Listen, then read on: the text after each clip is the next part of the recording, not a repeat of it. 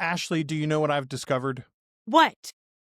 If you have someone else on the show, it's less work for you and me. So every episode from now on out's a guest episode. We're bringing everybody. guests. Yeah. We're bringing guests. We have to talk a third less. What? I have broad shoulders. Indeed. Oh, you are the queen. Ladies and gentlemen, days and gays, friends beyond the binary, welcome, Queen of the Damned, Nancee Ward. Oh my God! In the flesh! In a Jaws 50th anniversary t-shirt, I also want to note, hell yes. Yes, went to the theater. It was great. Oh, I saw it in the theater recently too, and it was incredible. It was my first time to see it, and I lost my damn mind. So by the time you are hearing this episode, I have discussed this scheduling because Ashley and I will do an episode after this recording, tier ranking the Vampire Chronicles and the Mayfair Witches, and we'll talk about the scheduling on that episode. But until now, in real time, I haven't told anybody that Rose Sinister is not going to be on the show in December. We had talked about having her on to launch her own podcast. She's had some scheduling changes herself.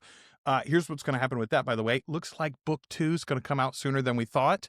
So as soon as that's out, we'll do some promotion for her on that whenever it's available. She's shooting for Mardi Gras, I think, currently. Ooh, and very good launch time. Right. It'll be great.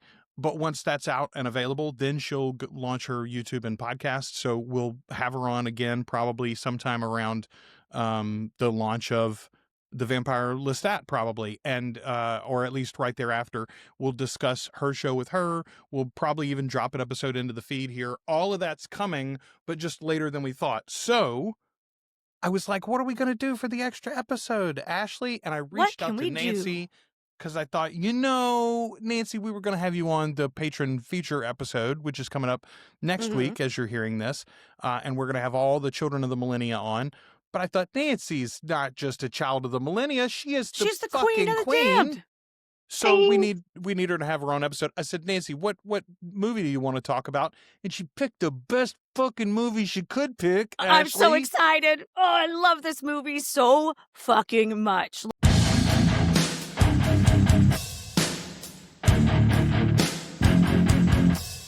Welcome to the Articulate Coven, the original, unofficial fan podcast and community for Anne Rice's Immortal universe, the Vampire Chronicles, Lives of the Mayfair Witches, and the Immortal Universe TV series from AMC and AMC+.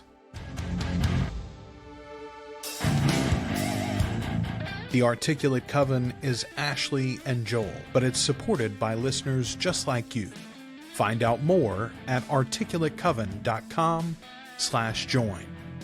And also realized I haven't watched it from start to finish in a long time. Like, it's one of those I kind of pick up, like, if it's on, I'm going to watch it. Yes, Joel and I said that yesterday. Yeah. Jaws is like that too. There's no way I'm not going to watch we Jaws said that if it's too. on. Yeah. The Thing is the same way. I'm going to watch Did The you Thing. guys watch the prequel to The Thing? The one that came out in like the 2010s? Yeah, 2011. Yeah. Yes, I've seen that one too. And this is literally what I said to, so we watched this last night, as we're recording this. We Kelly did as and well. I watched this with Judah, my 17-year-old, and it was his first time seeing it. It was Kelly's first time seeing it. What? And Oh, hell yes. She'd never seen it. So they both a little bit giggled more than I do at the special effects because they are dated, and seeing them for the first time, I can understand. I'm still a fraidy cat, so almost all of that stuff hits for me. Absolutely. Yeah. However, both of them walked away going like, what a thinky, like, man, you spin out and immediately think of all the different things that, and now you want to rewatch it a dozen times and tear it apart. It really rises above, I mean, almost any sci-fi or horror movie of the time. Like, you have to go to an Alien maybe or a Terminator to even get something comparable in this time period. I think The Thing is definitely on the same level as Alien. They're both like so much of the fear in there is as the isolation and the unknowing aspect of, like, you can't trust anyone, you don't know who's infected, who's not infected, who might have an alien in their chest waiting to rip out during your lovely dinner time meal. You know, like it has it builds that same tension, and that isolation of that space is so scary and creepy That's in the and of whole itself. goal. That's the alien's entire goal, is to isolate, separate you from your community and get you alone, and then take you over, assimilate, infect, and then continue on consuming resources. And I find that to be very relevant in the current political situation that we are in. And so it's that movie, you know, as well as so many other horror movies, even going back, you know, as old as it is still very relevant. Mm. You know, and they, 100%. yeah, they never lose their touch. You can watch it and it still rings true, and it really hits a nerve. It does. And that isolation, even in Antarctica, is true to this day. You know, if they have an Mm. incident that happens down there, they may not be able to get to them for like 3 weeks. You know, even with the technology that we have in this day and age, you know, that my brother spent some time at McMurdo, which is a research facility down there in Antarctica, doing like some research, helping do. They were like going down, they were digging into the core and pulling out core samples to be analyzed by a different like scientific group. It's really That's interesting crazy. shit. But like, I mean, he had some crazy ass experiences down there, and that's in a very, you know, controlled situation in like Right. 2000, and that was like in what, 2005. That was the same year Brett and I got married. So it's like 2005 he was down there. It occurs to me that we have not introduced ourselves. We are the We Articulate haven't. Coven. We are the unofficial fan podcast and community for Anne Rice's Immortal Universe. We talk about the books, we talk about the movies, we talk about the adaptations of all of those things. And we are sponsored and supported by our wonderful patrons, chief among them, our guest this evening. We are your hosts. I'm Joel. Ashley. And I'm Nancee Ward. And we are the Articulate Coven. But yes, I was going to, there you go. We would be nothing without Nancee. Introduce yourself. And obviously, you reveal as much or as little of your real life as you want to in Right. any of this, by the way. Yeah. Right. Well, my mom took me when I was 16 to see the 94 film of Interview, and what 16-year-old girl doesn't fantasize about Tom Cruise and Brad Pitt biting Uh, each other? I mean, I come mean, on. can I confirm. mean, yeah. I think we're about the same age, Nancee. I can confirm. Yeah. So I really didn't read my first Chronicle until Merrick came out. So I was way behind. I had no context of who David was, just how creepy he could have been. I had Mhm. no idea that, you know, why Louis was burning himself. I had no idea you know, who Merrick was, and I didn't know why Lestat was in a self-induced coma. So, and then I think that the second book I read, but I mean that was literally the spark that set the flame. That's I awesome. got to have more of this. So then I did read Tale of the Body Thief second. Again, no context, but fell in love with it, and then it became my favorite. Then I decided to go ahead and start from the beginning and went all the way through. And to this day, it is my absolute favorite. You know, just she's my favorite author, and they're my favorite books. And I would say The Vampire Lestat is probably a close second. So Joel, it's your favorite, it's my second favorite. You know, for the same reason. So. Yeah, but that and you know, going to New Orleans, I only went to New Orleans. My mom was dying basically. She didn't really know it. I didn't really know it, but she wanted to take me to New Orleans. We did our Anne Rice vacation, you know, to see the city for the first time. We fell in love with it, and she died, I think, a couple months after that. Oh Literally my within gosh. 24 hours of Stan Rice passing away, and Wow.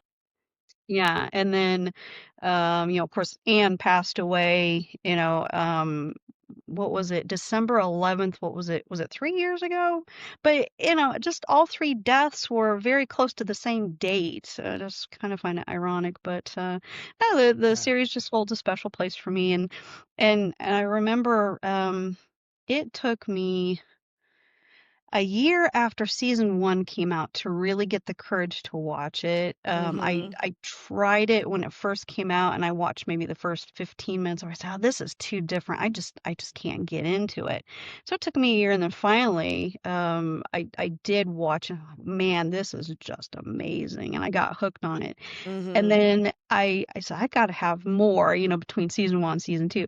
So, I think they advertised the companion podcast, the official companion podcast, Mm-hmm. um, before each episode. So I started listening to that, and it did not.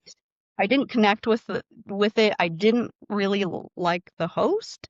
Mm-hmm. And so I needed something more cerebral. I needed to connect intellectually. And so I started searching, and that's where I found you guys. Oh, That Huzzah! we're so was glad you I. did. That's all she wrote. So Okay, so a couple of things there. First of all, I love that you came in sort of sideways to the series. I do too. That's how I did Mayfair. So Yeah, May you what? which Did you which say May Mayfair book what? did you yeah, which Mayfair book did you read first? I Ashley, I read forget about this. Taltos. That's right. Taltos is so fucking weird too. Yeah, Taltos is, I was like, oh, what the fuck was going on here? But it's so wild to start with Merrick. I bet David does seem like a real fucking creep. You don't have all those books to like Well, and fall in love with all the good things about him. you don't have Lestat's influence in that book almost at Mhm. all until very, very late. And then for you to come into so Tale of the Body Thief, that's famously the one that I found first on the bookshelf, and I read the prologue before I read any of the rest of the books. But I wouldn't go further. I went back and read Interview from there. I love that you really got the movie first and then came to the book series later. That 94 film, and this is what I tell book purists, and you had the same reaction as so many of them. You saw the advertisements, you heard the changes that were being made to the series, and you were like, ah, man, they're just doing Queen of the Damned again or something. And you sort of dismissed the series, the TV series. But for so many people, they will first meet these characters. They will first find this story, this author at all through these adaptations, even when they alter from the original. And some of them may decide for them the TV series is even better than the books.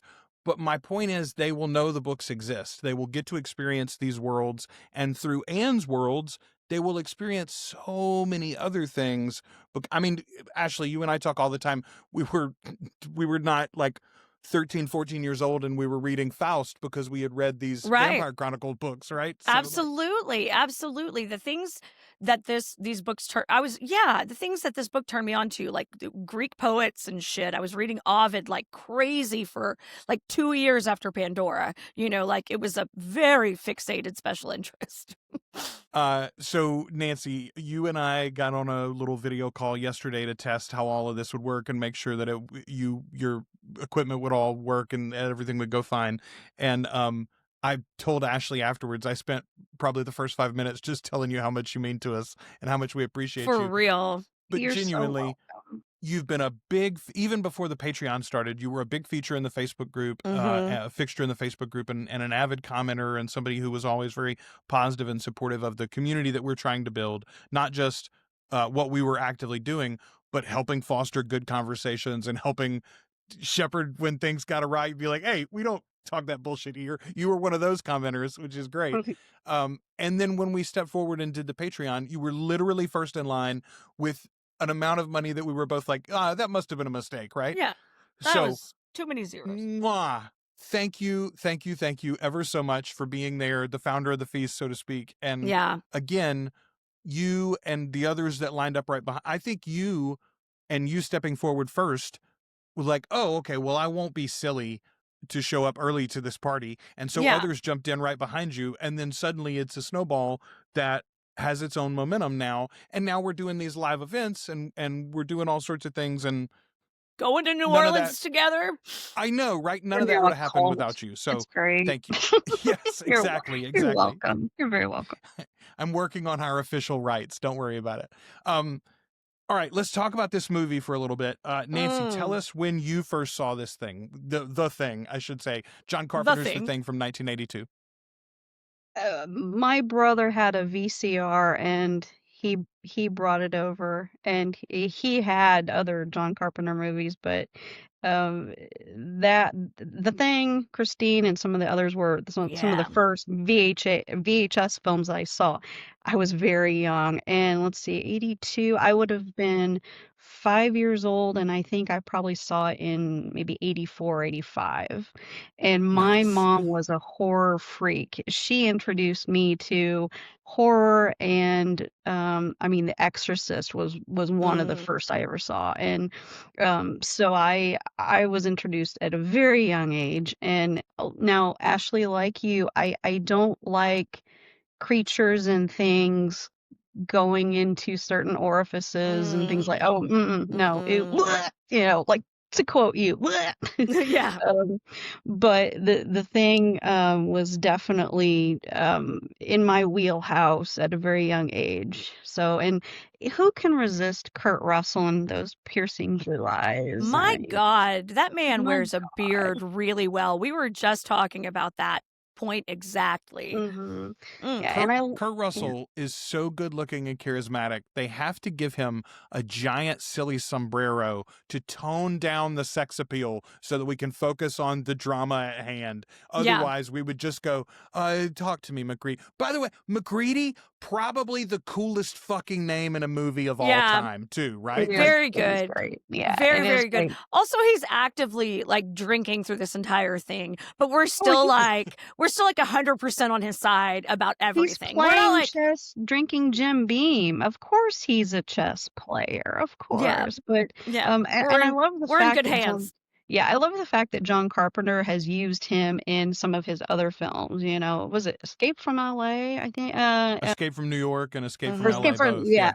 Yep. And Big Trouble in Little China, and I Yeah. love John Carpenter. I love the fact that he composes most of his music, because when you compose your own music for your own films, only you know if you get it right. Only you know if that music is what you are aiming for, and how to reach the audience and make them feel how you want them to feel.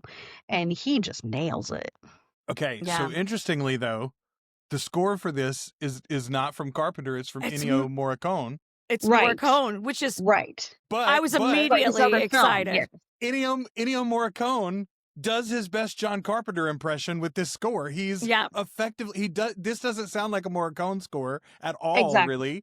He does the synthesizers, and he is very much imitating. And I've heard interviews in the past where Carpenter and Morricone both talk about this. It's like, I brought him in, I had the budget, and I was like, oh, I've always wanted to work with him. I've always sort of, like looked up to him. And Carpenter had in his head, oh, he'll do a fucking Western thing, right? No, he did.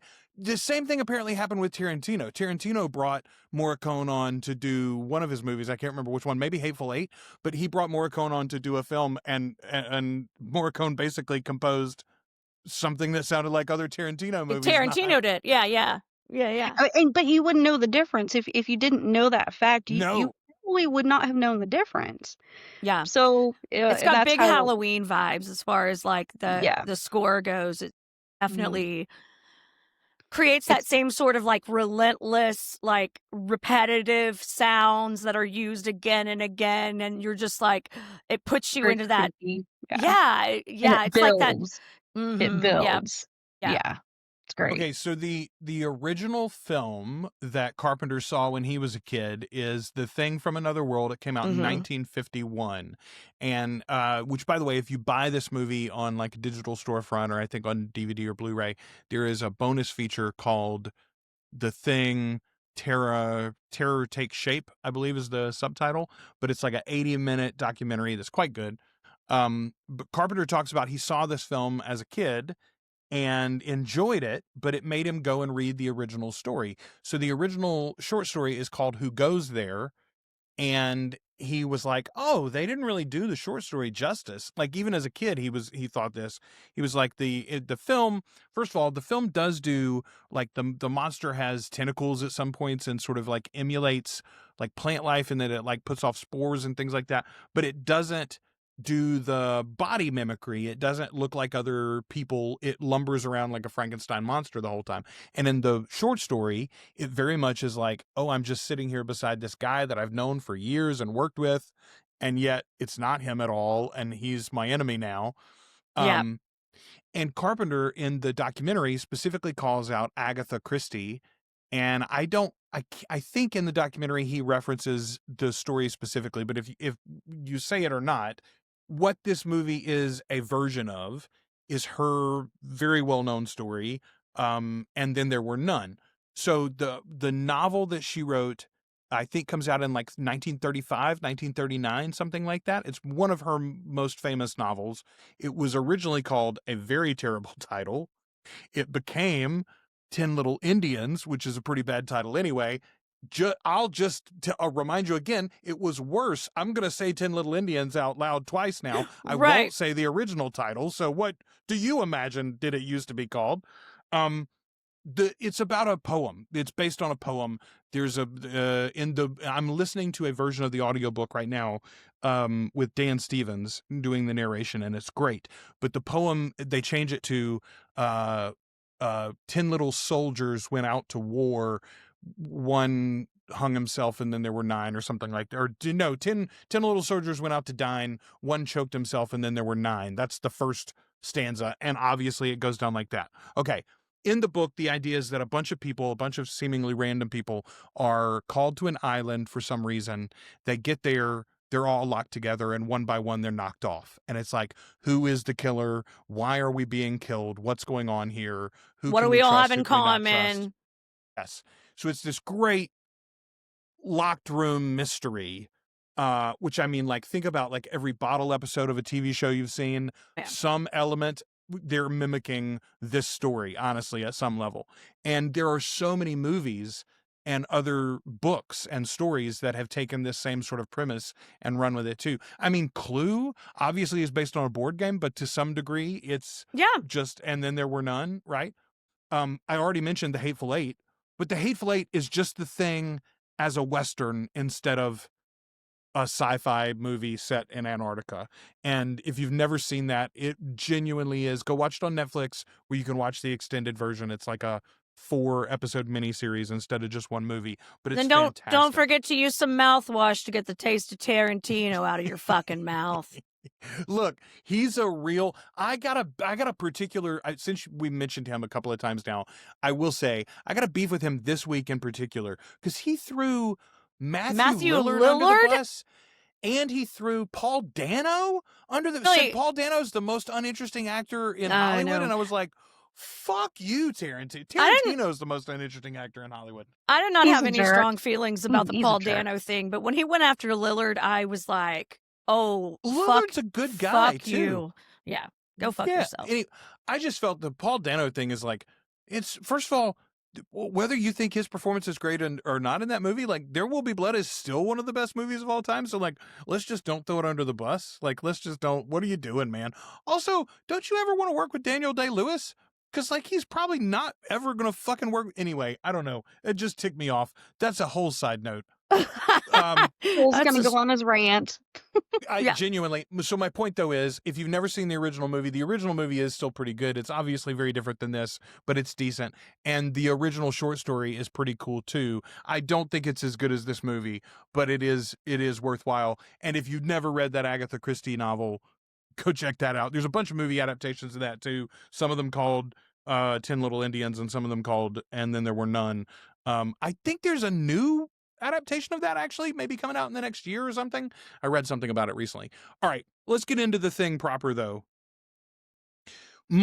Probably my favorite thing about this whole movie is the mystery box of the opening. I've got effectively 2 nits to pick with the whole thing. One is the spaceship. We shouldn't have seen the spaceship. Calling this movie The Thing is enough. We shouldn't have seen the spaceship to start. Didn't have to. We certainly didn't have to. It's a great model. It looks good on camera, but, like, it's unnecessary. but they're probably trying to show off a little bit.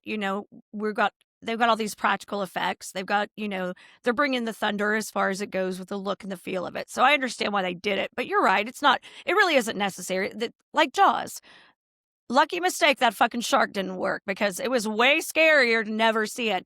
Same thing with Signs is a big one of mine. I could have gone the whole thing and never really, really seen those aliens, Well, That's that fair. freaked me out when those kids were running into the house and they were trying to get them, and then the music builds and builds and finally that thing walks across there. Yeah, that's what I want to see. Just little glimpses, just little hints, like that I scared literally that. had a panic attack when I saw it. I had to take a Xanax. Oh, yeah, that part scared the shit out of me. Vamonos! I think the first Predator movie does this too. I think you see the spaceship at the very beginning, and I'm just like, if it would be better if you didn't. It's just one of the few nitpicks. However, from there on, this opening is genuinely perfect. Like opening with the helicopter chasing the dog, shooting this dog. They're shouting Norwegian when we finally see a human come out of the thing. This movie makes perfect. me so happy that Brett decided to embrace his Norwegian heritage and learn to speak Norwegian, because he knows what dog means and he knows what that's not a dog would sound like coming out of a Norwegian's mouth. And I would listen to that because I am also the bitch that would be like, take the dog in, take the dog, get the dog, save the dog. This is the only movie in my entire life that every time I'm watching, I'm like, they should have just fucking killed that dog. It's such a great idea to have this team desperate, and especially after the fact, once we know what the deal is, right? Yeah. We can look back and immediately go like, oh God, what did those two Norwegians go through to even get that close to shutting this whole thing down? And Nancee, we see what their base it. looks like. We visit their base, and it's a fucking. I mean, it's decimated. It's completely destroyed. If I see somebody in a helicopter trying to shoot a dog, I'm probably not going to let the dog lick my face, Bennings. What if it only... apparently it only takes a tiny little particle to infect you. Good job. Good job, guys. I'm probably not going to let that dog anywhere near me, but... Yeah, and I know it's a group of all men. You don't see there is not a anyone. woman. There is not a woman in here to make sense of things. But I would say women are more likely to take in a dangerous animal than men are. Oh, and I would have shot that fucker on sight. If somebody else is trying to shoot it, I would have shot it. You're like, done. Carpenter says in the documentary that the original script that he signed on for had, I think, 2 women in the crew, and he actually said, nah, let's swap and make it an all-male cast. First of all, he said he thought it would change the dynamic significantly having a woman or a couple of women on the crew, and secondly, he said it had been a while since I'd seen an all-male film. I will say, I don't think, especially in Carpenter's hands, I don't think we would have gotten a Ripley situation where we get a last girl effectively. It would have been McCready that would have lasted to the end. Yeah. And I don't think Childs would have been one of the female crew members. So I'm sort of glad that it ends up being an all-male cast here. And also, I think it adds to the fact that, even though we see McCready effectively at all points, none of them are actually trustworthy. As a first-time watcher, you really don't know who's doing what. Yeah, no, it's fucking. The whole mystery of who's infected, who's not, is so scary. That scene where they're all tied together on the couch and they're testing the blood is one of the most so tense scenes I've ever seen in a film, ever. And Childs had to witness. He is the COVID denier. He is he's the one in the community who is the vaccine skeptic. He has to literally watch the alien come out of the petri dish until he, firmly believes it. He's had to lose his entire family to COVID, and he has had to spend 30 days on a fucking ventilator before he believes it.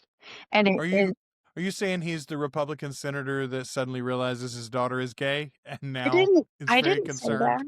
I Or didn't say that. realizes that their kids are going to lose their health insurance because they can't afford to Or pay it. I think this was a representative, but there was a Republican representative that came out the other day very angry at the president because they've got a child with Down syndrome and they don't appreciate that he used the R word. And I'm like, oh, fine. Oh, now, finally. Okay. That's the All right. line for you. Anyway, there's Nancee's rant for the day. You started that one, Nancee. Mhm. Yep.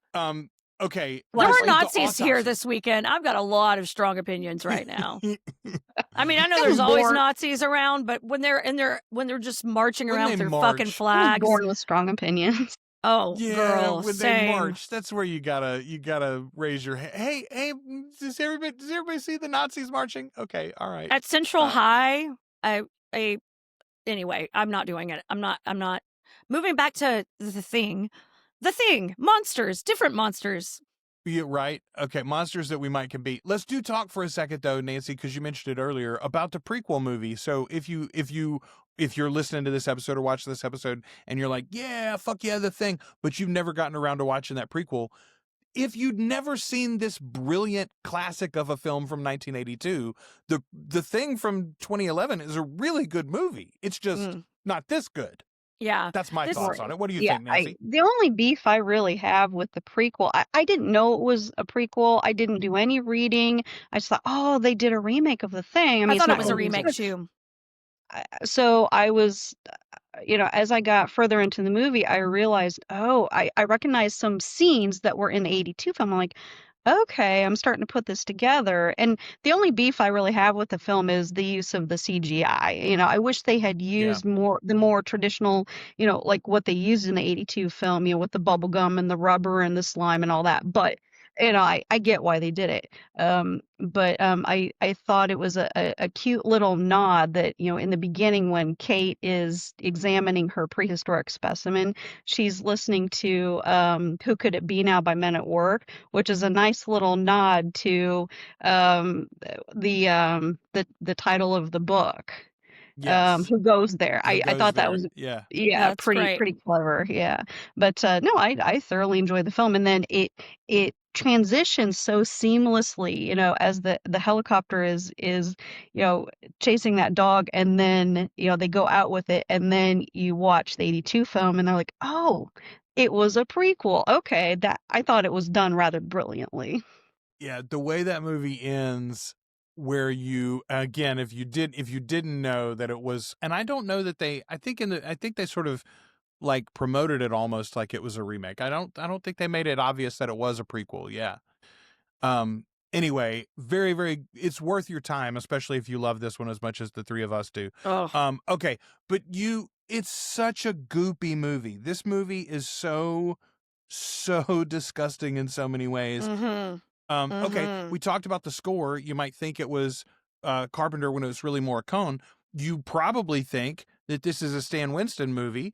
Stan Winston does effect. He does the dog, the first dog, when it's in the pen with the other dogs and begins to transform. He's Rob Bottin, wasn't it? He did the special effects. Yeah. Yes, Rob Bottin does the whole rest of the movie. There were so many effects that he asked Stan Winston to come in and do that one. But I think Winston ends up getting the credit for this because he did so many movies at this time, and the effects in this are so good.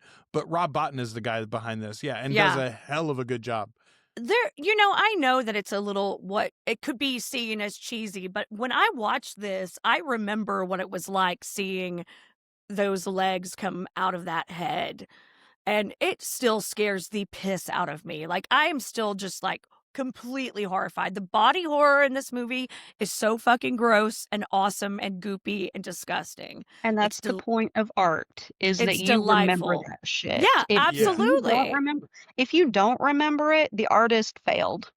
Yeah. So you mentioned the legs, the crab legs coming out of the head. All right, that is the moment that for me, like, solidified, and I think it totally holds up, honestly. Yes, there are moments in this where you're like, obviously that's a mannequin head or whatever, but like the tension and the disgust and the I don't know, the rawness of it all. So there's two pieces, and I think it ties back. We skipped it a little bit, but let's go back. It's the autopsy scene when they first bring the mass of bodies back from the Norwegian camp, and they're like unfolding it there, and Alfred Brimley's like cutting it open. It's so, first of all, it's so gruesome, but yet it's also so clinical. They're all just treating it very Right. naturally and normally. And I think that is an example of like what takes this beyond schlock. I think a horror movie would have just showed you the big goopy body, and then we would have moved on to something else, or something would have jumped out at us or whatever, and that would have been the end of it. But like the fact that he cuts it open and he takes out the organs and he's like, it's just a normal heart and lungs. And it's got diabetes. It's got diabetes. Because Anyway, diabetes.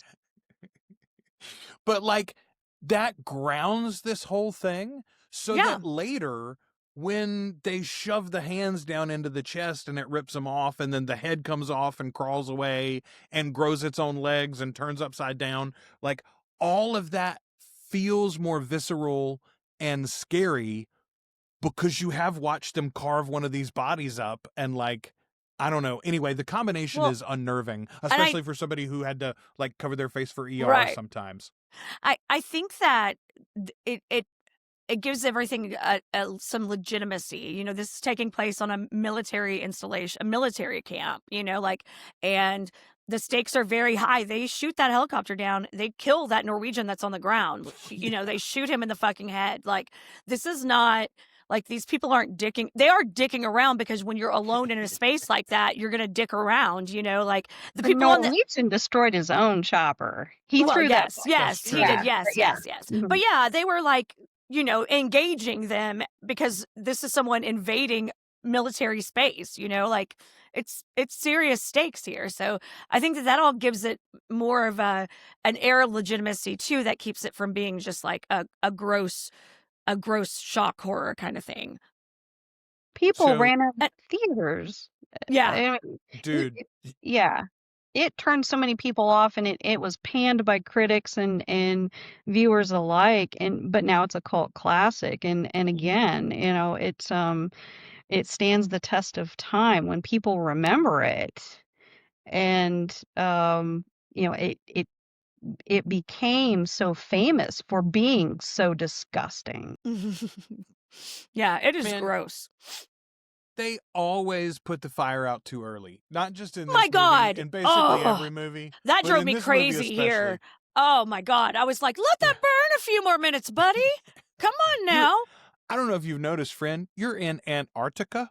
The fire can't go very far. I mean, I know that you've got fuel tanks and shit, but like, Yeah, I mean, they do tanks are have a not lot near- of like, yeah, Roast some marshmallows for a while. Roast a weenie. Take your hang time. It's out, okay. tell some Yeah, stories, chill. you know, like kumbaya. You know, sing Mhm. kumbaya. It's fine. Play a just drum. watch that shit burn a little Smoke bit longer. smoke a bowl, play some drums. Like Palmer. Palmer's always smoking a bowl.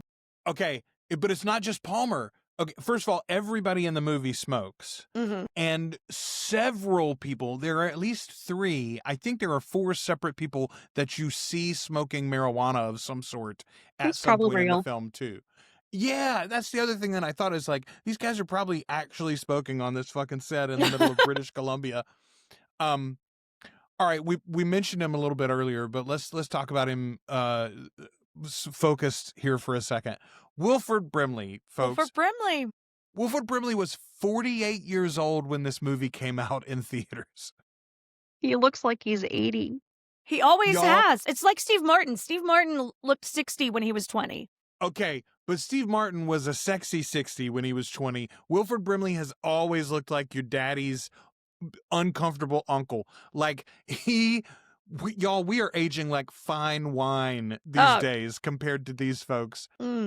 48, he's 48 years old in this movie? Look at the ages of the cast of Cocoon. It was the diabetes. I know. I have diabetes. No. Okay. I can confirm. All the so oatmeal. much pedigree on this movie, by the way. We haven't mentioned him here, but I didn't even know it, but it comes up in the documentary. The matte painter for this movie is Hitchcock's matte painter. Y'all. Oh. Yeah, Very he's the cool. guy. He did The Birds and Marnie and like a bunch of them. He did Earthquake with Hitchcock. Like he did so many I really like cool Carpenter movies. finally got a little money, and he was like, "I'm gonna get some people that I just He's want to gonna fucking step it work up. with." Yeah, Yeah, yeah. yeah. But it fucking works and it shows. This film, I watched it in 4K and it so holds up. Like it looks great. Even today, it looks fantastic. Yeah, I mean, like, it's a horrifying film. It's beautiful. You know, like, there's a certain beauty to the way it's filmed and to the way it's shot and all of that. It's very, very, very well Slime done. and It's guts Carpenter. always look great in 4K. What are you talking? Yeah. Okay, I'm gonna take the possibly unpopular stance that Blair, Wilford Brimley's Blair, was right. He does the calculations on the computer. He figures out, first of all, that one piece can assimilate a whole other organism, that it does it fairly quickly. Even before we see it happen to Bennings. Bennings turns, he's alone for a few minutes at Yeah. the most, and he climbs out the window and is running away looking like Bennings except for a weird claw hand. So like this thing takes over quickly. The computer spits out a number in hours. I did the calculation. It's 1,125 days. If the creature made it to civilization, it would assimilate the entire global population in 1,125 days. So not 4 years. Okay. That's I think Blair was right. I think you should have destroyed all the machines, broke the the helicopter and the cars, and then burnt the whole place to the ground right there. I think you should have just killed everybody, honestly. I I agree. mean, yeah, I agree. it Take didn't one for the end, team, guys. Take one for the yeah, team. because it didn't end well for anybody. No, I mean the movie wouldn't have been nearly as good, right? If Blair had just burned the place down Right, right there. you know. But Blair was right, is all I'm saying. Yes. Also, he's got the best line in the whole movie, I think. He's chopping the computers up. He's like, "You people may not know what's going on. Some of you sure do, though." But my favorite line is when he says, "No dog could make it across that terrain. It thing wanted to be us. That thing wanted to be us." I love it so much. And he's right. He's right. Like, it's the way out of this weird fucking place in the middle of the ice that it Man. accidentally crash landed into is these humans that it's come upon. And it tried the Norwegian base already and it didn't work, but it's now found a handful more humans that have the wherewithal to get out of this place, and it needs to get into one of them and then get Dogs away. can't fly planes yet, Joel. No, they don't Yeah, have thumbs. exactly. They don't They don't have have thumbs. No. I will You know, say, couldn't it have taken a dog, run away? I mean, I guess it wouldn't have been near machinery then. I guess it had to stay on the base to get the helicopter or to build something, right? As I have we a see in a little question while. about that. I have a question. I've often wondered if the original species of this alien, whatever that may be, was a more primitive species and it has assimilated other advanced species of creature or alien that had advanced technology, and that's how it was able to traverse the universe. Huh. So like the base, I mean, okay, first of all, it makes perfect sense. There's a really, really good book series called Children. The first one is called Children of Time, Children of Ruin, and Children of Memory, I think are the 3 books. But the second one, I believe, includes an intelligent species that's like a monoculture. I mean, it's literally like a single-celled organism, but it absorbs everything around it. And when it does, it not only absorbs the DNA, but it absorbs all the memories and knowledge too. Yeah. Yeah. And so like it absorbs a human and can experience the cosmos through the human and can contextualize now all of the knowledge that it had previously from the baser species. So The continual awareness. I think you're on to something there. Yes, this is probably at its base like literally a sub molecular organism of some sort, or a uni molecular organism of some sort that has absorbed who knows how many species, Right. across the cosmos. Thousands, This could millions, we be, just don't yeah. know. What version of this critter are we seeing?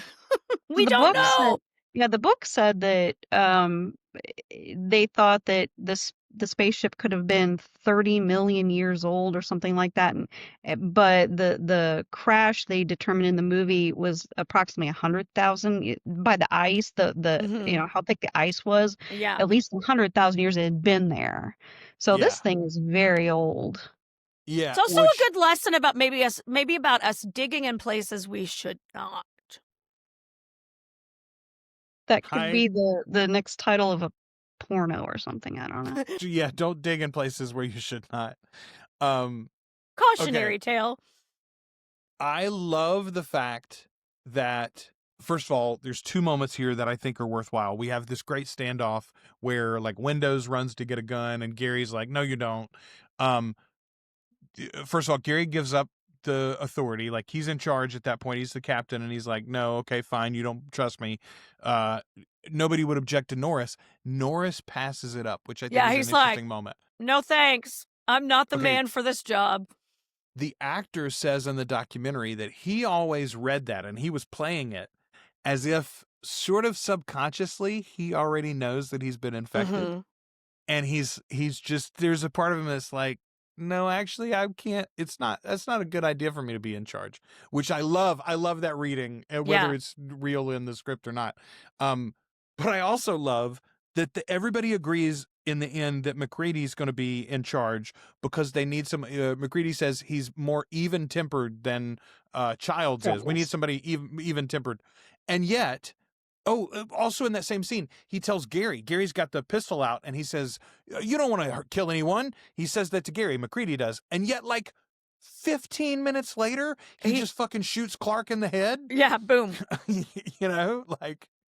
And nobody wants to be around Windows. Windows is a pussy. Windows cannot be trusted to lead or to defend. He can't even defend himself. He's such a pussy. Even Palmer It's so doesn't funny though. If Windows 95 taught us anything, it's that there's a lot of bad versions of Windows. If Windows 95 taught us anything, is going to be the name of the episode. Okay. All right. There's an interesting moment here, and I think this very much comes into play in like an ongoing discussion of the ending, which is what makes this movie so fucking classic. McCready is recording a log. He's putting a log into audio. And it's clear he's done this before, although we don't see him do it at any other point in the movie.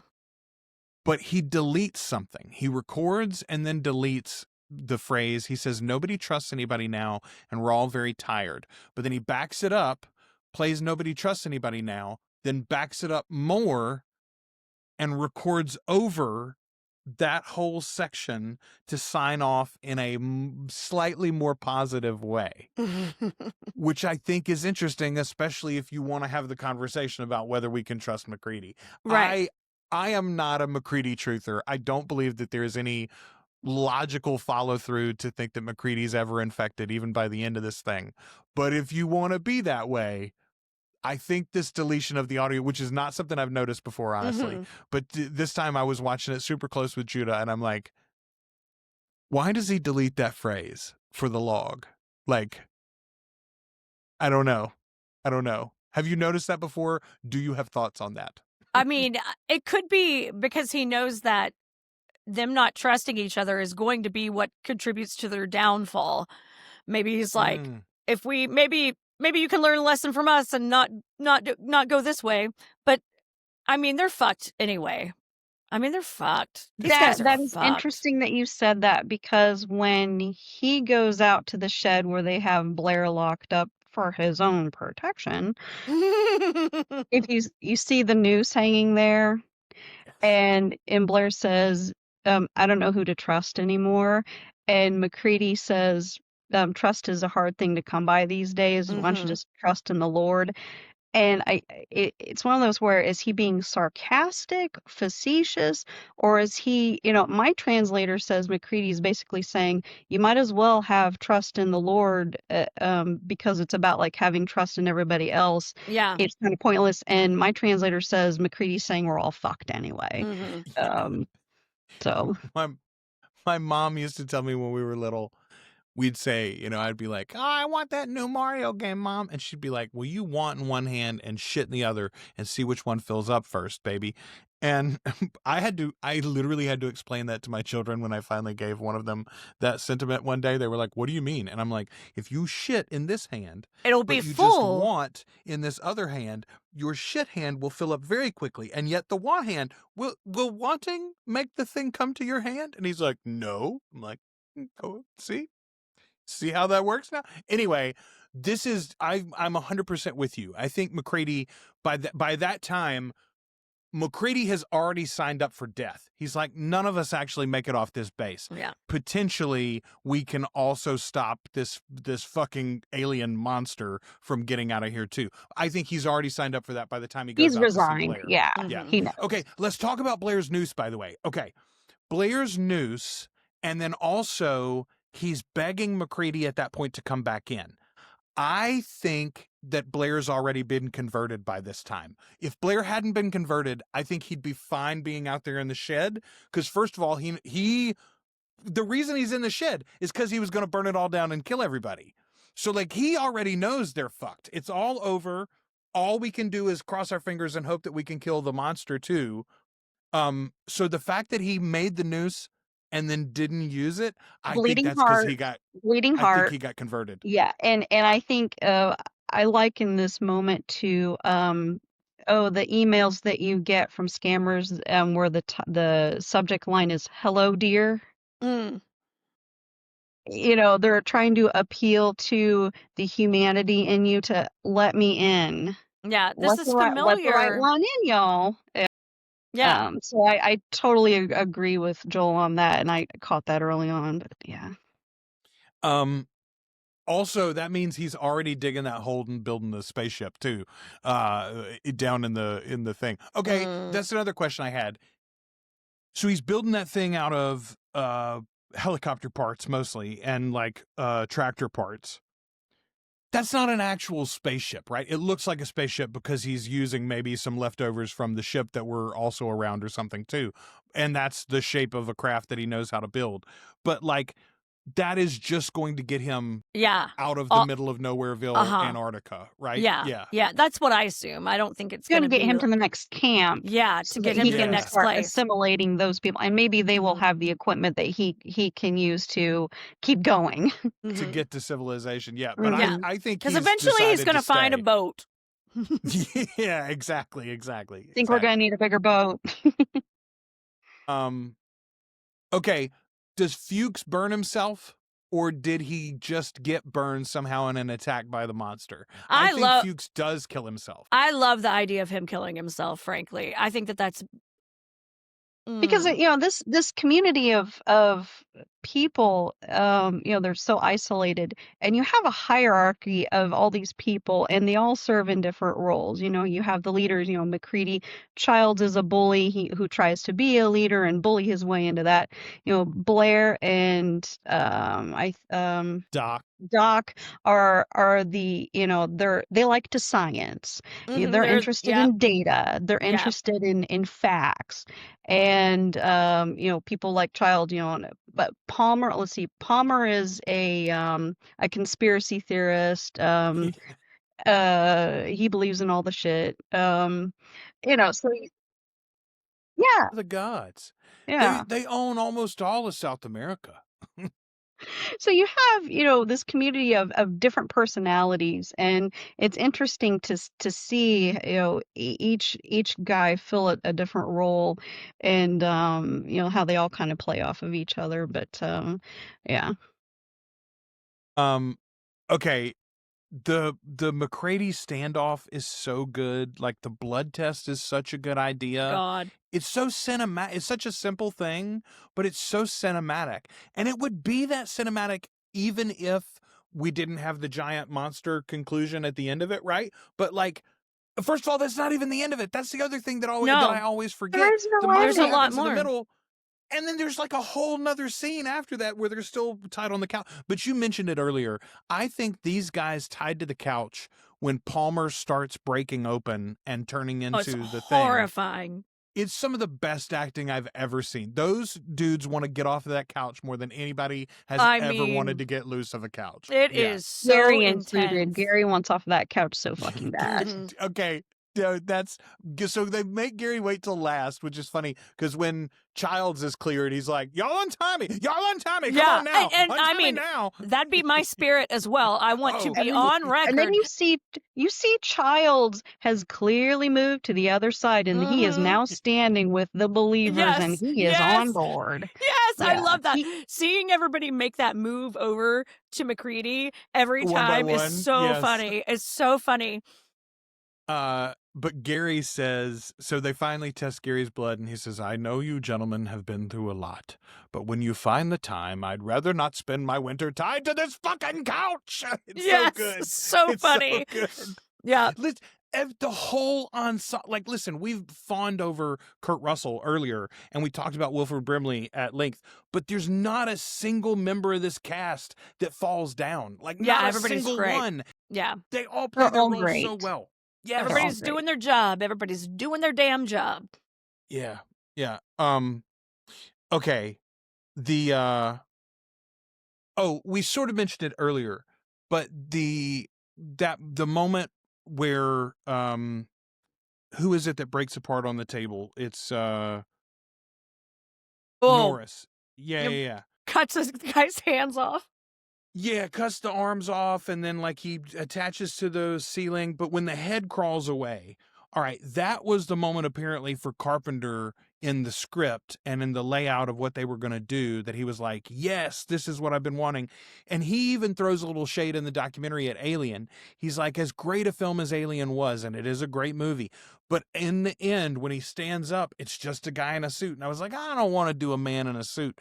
So there is something about, and already there's been several great moments, but that moment when the thing crawls away as a head upside down with the eye stalks and everything, it's genuinely, even now it's like, oh, we are so fucked. These guys have no chance. This thing will kill them all and will destroy the earth. I mean, the Alien Earth series that just aired on FX last year, I don't know if you watched it, Nancee. I know you were watching it. Ashley, you didn't? I didn't watch it. I haven't watched it yet. I haven't watched it. I mean, I will. I intend to watch it. I just haven't done it yet. I will say, I think they finally announced a second season renewal. It was pissing me off because they waited for a long, long time. I think they finally did. Yes, I did see it. I'm sorry. I thought you were talking about something else. I did see it. I loved it. Okay. There are several creatures featured in that first season, at least, of various kinds of organism. And there are several, I think, that are very much influenced by the Thing in the way that they act and the way they approach, that's cool, the human characters in the show. And that's an example of some of it being done with CGI, and yet their alien, their xenomorph in that series was a man in a suit still. Because you know what? It works really well to put a man in a suit sometimes. It so does. Anyway, I love the variation of monster that we get in this. Yeah. It's something that it Welcome looks to different Derry has every done well. time, which is really cool. And like, it always has remnants of whatever it was in, like those dog scenes are so gruesome to me. They're really especially intense. If you're an animal lover. Yeah, it's the worst. Okay. The big monster battle, which is short, it's only literally a couple of minutes, but it's my least favorite part of the movie. I love that moment when McCready looks up. They're setting the dynamite charges everywhere, and he looks up and realizes that his two companions have been turned. And it's, oh, fuck, I'm really alone now. Because they've already lost Childs, they think, anyway. And then the two that were with him in setting these charges and trying to blow up the whole base, who's left? Gary's left, and who's the other one that's left at the end? Is it Windows? Blair thing has already taken over Gary. Gary's gone. Yes. That's what it is. Gary gets taken over first, but it's Gary, McCready, and who's the third that is left to set the charges? I can't remember who's left now. It's not Was it Palmer. Knowles? Wasn't Knowles with him? Yes, you're right. Yeah. It's Knowles. So we don't So, really yeah, see what happens to Knowles, though, I don't we think. don't No. actually see what happens to No, we Knowles. We don't. just sort of get the sense because we watch something happen to Gary. But yeah, I like that. I like that moment when McCready looks up and realizes he's alone. But for some reason, having the fucking like Tremors moment where the giant worm creature comes out Comes from up under through the ground. Yeah, I don't know. I feel like it's a little it's lesser than the whole rest of the movie, I think. So I said I had two nitpicks. It's the That's- spaceship at the beginning. It's the giant worm creature here. I feel like we could have done without him. I think that they're it's pushing to that point of spectacle that they're trying to get to for the fucking climax of this, and they're throwing everything they can at it. So I mean, I get the choice. It just, you're right. There's other things that are way scarier in the film than that. All right, the ending is the best thing about this movie. This last scene, McCready crawls away from the explosions. He's got a bottle with him. He sits down, and then suddenly Childs is there. The dialogue is so simple. Childs says, "You the only one that made it out?" "Not the only one," McCready answers. Childs says, "Did you kill it?" He says, "Where were you?" And then they sort of give up and, okay, tete-a-tete, whatever. We're going to sit here beside each other. And And see McCready what hands over the happens. bottle. Yeah, he says, "Let's just wait a while and see what happens," is what McCready says. McCready hands over the bottle. Childs drinks. McCready chuckles. And then that's the end of the movie. We don't know what happens. Okay. The movie finishes last night, and the credits start to roll, and I turn to Kelly and I turn to Judah, and before I say anything, I say, this is the question I asked, and I want to ask both of you this directly. Who is sitting there around that burning wreckage, splitting the bottle, or not exactly splitting the bottle, sharing the bottle, in that final scene? Who's there? Who's sitting there? I mean, I don't know that I have an answer to that. Okay, so Judah said at first, well, it's McCready and Childs. And I said, is it? And he goes, well, and I said, okay, talk through it. How do you know that it's McCready?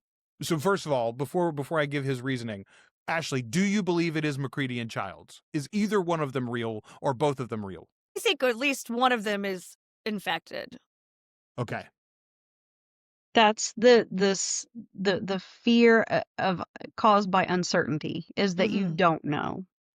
Yeah. And even if one of them did know they were infected, they sure as hell aren't going to tell the other. Right? No, they're going to wait and gobble them up and then go finish building their fucking spaceship. Yeah. Okay, So before I gave my 2 cents at all, first of all, Kelly agreed with Judah 100%.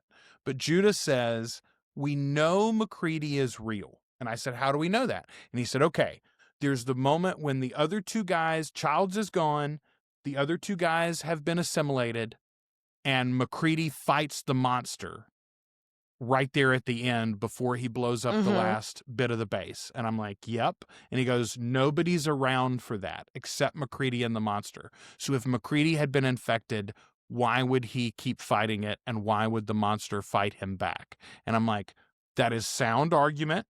I didn't get into the fact that in some of the alien movies, sometimes the alien will leave somebody alone if it's already been infected, right? I do think I don't think the alien is necessarily given a chance to let McCready go. McCready obviously takes his opportunity to attack the alien. So I think that's sound reasoning. That's sound. And We I said- also are with McCready the entire time.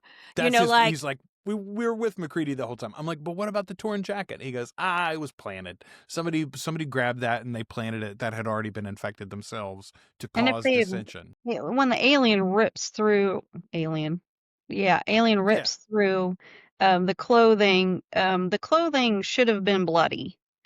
none of the ripped clothing was ever bloody. That shit Mhm. was planted. Yeah, I do Yes. agree with that 100%. Yeah, I do. So we play this game called Blood on the Clock Tower sometimes, and it's like a little tabletop role play game where everybody has secret roles, and you're trying to figure out who is doing what, who's the villain, who the bad guys are. Super fun, but like I usually will find one person when I'm playing that game and then attach myself to them the entire night so that I see all of their interactions. And that's like how I base the game, how I like, I'll find an ally that way, or I'll find someone I know is bad that way. And I do think that there is a little bit of a cheat in that we always are with McCready. Yeah, I strongly believe McCready is uninfected at the end of the movie. Okay, here's the cheat for why I think Childs is definitely infected. Two things. First and foremost, where did that goddamn bottle come from? McCready has not, he's drinking through the whole movie. That's true. But he's not drinking at the end. He is chucking bottles not full of liquor, bottles full of kerosene and gasoline, right? He's throwing Molotov Molotovs. cocktails. Exactly. And so to me, that bottle, which we never see McCready drink from, once the explosions have happened and he's crawling into that last scene, McCready never drinks from the bottle. He does hand the bottle to Childs, who takes a swig, at which point McCready chuckles. I think that is a bottle full of kerosene or gasoline, and the thing doesn't know it, and therefore doesn't respond strangely to the taste of the not alcohol. I like and that. So I think McCready is sitting there knowing that he's sitting with the monster. Interesting. I never would have thought about Okay. that. I don't believe that Carpenter has ever confirmed this anywhere, but I've seen film students talk about the fact that anytime you see the characters in the dark, their eyes, the whites of their eyes, are highlighted in the camera specifically when they are human. And in the few scenes where we see a person who has been assimilated already in the dark like that, their eyes do not have the reflection. And again here, Child's eyes don't reflect the fire Interesting. when McCready's do. So okay, I love this analysis. This is in-depth shit, and I'm here for it. Listen, I've thought about this scene so much, and I've heard other people talk. I've listened to other people talk about this scene so much. I think it is one of the greatest single scenes in all of cinema. First of all, it's beautiful. It's shot so perfectly. The lighting of the fire on these two guys and the shadows. Like, I'm a big fan of The Godfather. The Godfather is all about the shadows. This movie has that in spades. Well, and you and kind especially of in knew 4K, it looks fantastic. it was going to come down to these two guys too. Like, I mean, yeah. But it's anytime you can walk away from a movie and you can for years discuss the ending like this. I mean, I think that is the perfect example of a classic. I mean, lesser movies, but like The Sixth Sense, right? I gave as an example, and then I realized Judah had never watched it. I said something about Inception. No, he has seen The Sixth Sense. We watched that with the kids not too long ago, actually. But he's never seen Inception yet. And I'm like, oh, that's right, you have it. Well, okay. The ending of Inception is very vague and worth debating, and Christopher Nolan, the director, has never confirmed one way or another how people feel about it and what's quote unquote true. But here's the cool thing about art.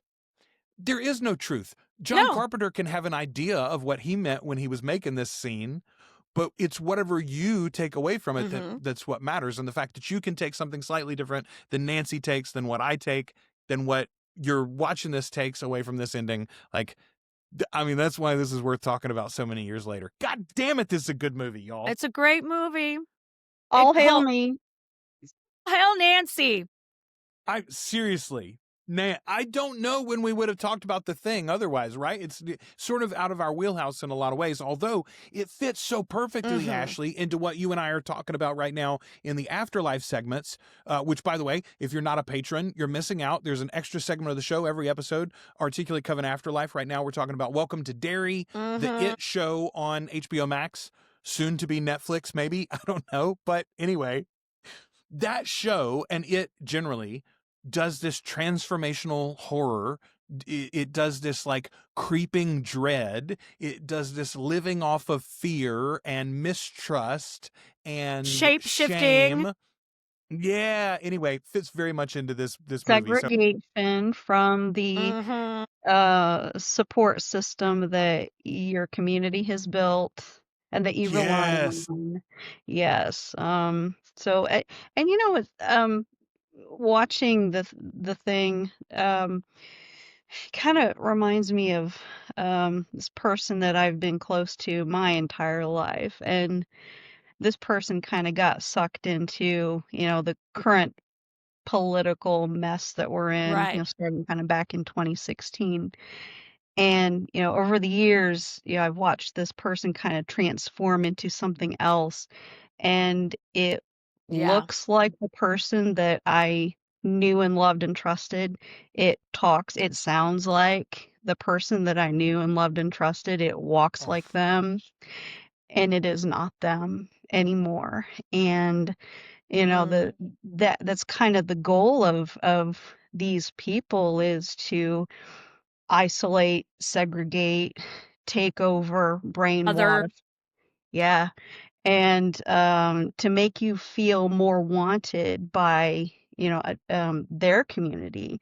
And it's just sad because, this person, they've lost their business, they've lost their wife, they've lost their friends and family, and it's just really hard, but this movie just, really hits home in that regard. And Yeah. it's another reason why I picked it. I'm so glad you brought that home too. Like, we talk so often about the relevance of, I think it's one of the reasons why, I mean, it is the primary reason why I love the horror genre generally, is because so often throughout history, it has been a lens through which we can view serious social issues Mhm. at a remove, so that nobody gets scared to talk about it or think about it, right? Like, Right. I mean, it's not exactly horror, but I love the Planet of the Apes series so Yeah. much because it was a way in the fucking 60s and 70s to confront middle America with their massive amounts of societal and like structural racism that they had built into every daily part of their lives. And some of them bit it and some of them didn't, right? Some of them understood what was being thrown at them, some of them didn't. But like, I don't know. This is there. You're 100% right. And this is about McCarthyism, right? And it's about don't ask, don't tell. It's about the AIDS epidemic. It's about It's the Cold about War. right. It will be about whatever the thing is in 25 and 30 and 50 years too, which is why this movie is so worth talking. When the movie Signs came out, by M. Night Shyamalan, which Mel Gibson Love it. stars, yeah, I love it. I went to go see it with a friend of mine, and after the movie, I said, "Well, what did you think about it?" And she said, "Well, I'm not really into alien movies, but it was okay." And I just thought, it's not about aliens. It's not about aliens at all. And when No. I tried to explain to her what it was really about, I got the, a deer in the headlights stare, and I just, don't worry about it. I mean, I know that they make, I started to say grown-up dramas.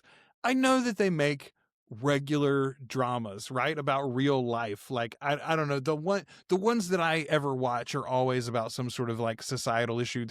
It's All the President's Men or Proof or something, Mhm. right? Like that, right? It's not like a bedroom drama about like an individual human being's misgivings or personal trauma as a general rule. But I don't know, man. Like, I think we need both.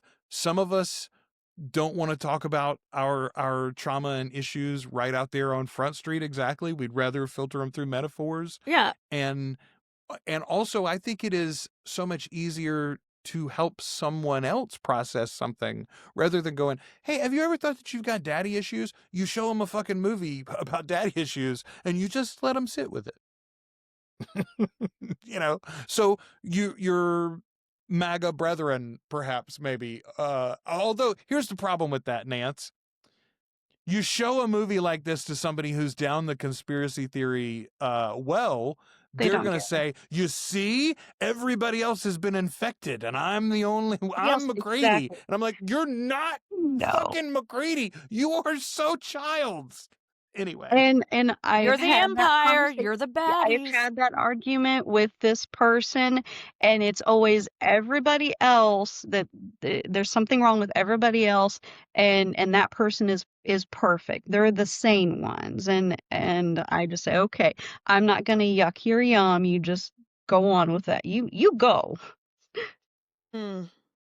All right. S. Nancee, I cannot thank you enough for picking this movie. Real Genuinely, you've talk. already So contributed good. so much to the podcast, but You're this welcome. this movie night was a big plus too. Great pick, and good commentary on Yeah. it too. And thank you for inviting me. Oh my God. Hey, no, man.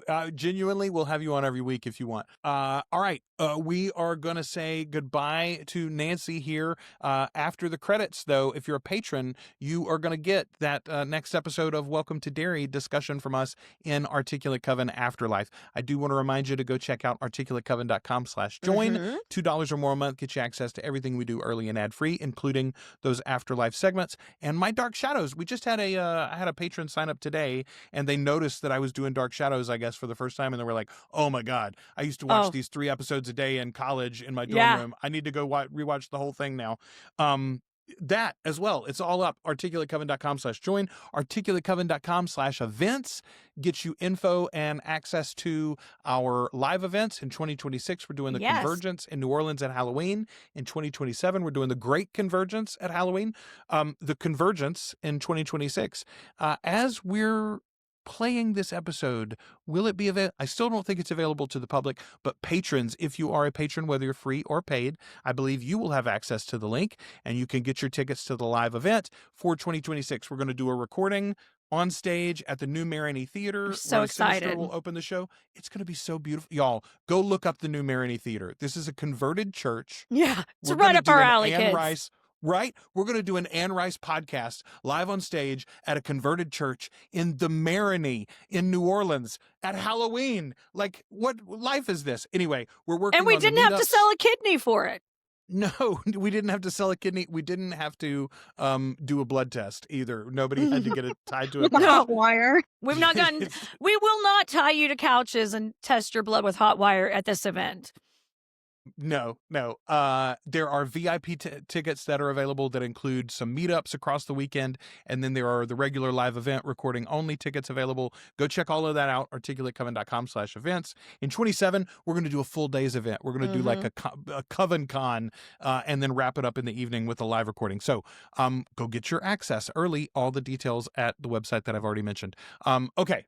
For myself, for Ashley, for Nancee, we want to thank you for being with us. And until we talk to you the next time, we have been the Articulate Coven. We are your hosts. I'm Joel. I'm Ashley. I'm Nancee. And we are the Articulate Coven.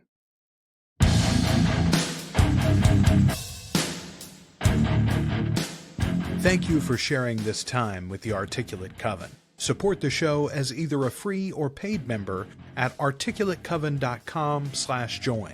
You can also find us on YouTube, Spotify, and wherever you listen to podcasts. Find more from the Coven with our sister show, Flan Again, covering the works of Mike Flanagan.